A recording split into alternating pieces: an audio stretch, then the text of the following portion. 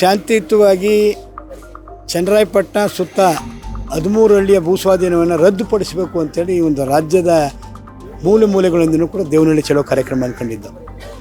ಬೆಳಗ್ಗೆಯಿಂದಲೂ ಸಂಜೆವರೆಗೂ ಕೂಡ ಶಾಂತಿಯುತ ಪ್ರತಿಭಟನೆ ನಡೀತಾಯಿತು. ಕಾರಣಗಳಿಲ್ಲದೆ 1300 ಪೊಲೀಸು, 4 IPS ಆಫೀಸರು, 30 ಸರ್ಕಾರಿ ಇನ್ಸ್ಪೆಕ್ಟರ್ಗಳು, ಇದು ಖಂಡನೀಯ. ಇದಕ್ಕೆ ಕಾರಣ ಅಲ್ಲಿಯ ನಿರ್ವಹಣೆ ಬಂದೋಬಸ್ತನ್ನು ಜವಾಬ್ದಾರಿ ಒಪ್ಪಿದ್ದಂಥ ನಮ್ಮ DCP ಅವ್ರ ಮೇಲೆ ಕ್ರಮ ಆಗಬೇಕು ಅಂತ ಕೂಡ ನಾವು ಸರ್ಕಾರನ ಒತ್ತಾಯಿಸ್ತಾ ಇದ್ದೀವಿ. ಮತ್ತು ಭೂ ಸ್ವಾಧೀನ ಪ್ರಕ್ರಿಯೆಯನ್ನು ರದ್ದು ಮಾಡಬೇಕು ಅಂತ ಹೇಳ್ತೀವಿ. ಇವತ್ತು ಮುಖ್ಯಮಂತ್ರಿಗಳು ಮಧ್ಯಪ್ರವೇಶ ಮಾಡಿ ಹೋರಾಟವನ್ನು ಹಿಂತಗಳಿ ನಾವೆಲ್ಲ ಜೈಲಿಗೆ ಹೋಗಿ ಕರೆದಿದ್ದು, ಜೈಲಿಗೆಲ್ಲ ಹೋಗೋದು ಬೇಡ, ಸಭೆ ಕರಿತೀವಿ, ಇದಕ್ಕೊಂದು ಅಂತಿಮ ಇತ್ಯರ್ಥ ಮಾಡೋಣ, ರೈತ ಪರವಾಗಿ ಇರ್ತೀವಿ ಅಂತ ನೀಡಿದ ಭರವಸೆ ಮೇಲೆ ನಾವು ಬಂಧನಕ್ಕೆ ಒಳಗಾಗಿ ಜೈಲಿಗೆ ಹೋಗೋದನ್ನ ಡ್ರಾಪ್ ಮಾಡೋದು. ಅದಕ್ಕೆ ನಾಳೆಯಿಂದ ಸ್ವತಂತ್ರ ಉದ್ಯಾನವನದಲ್ಲಿ ಅಹೋರಾತ್ರಿ ಧರಣಿಯನ್ನು ಹಾಕೊಳ್ತೀವಿ.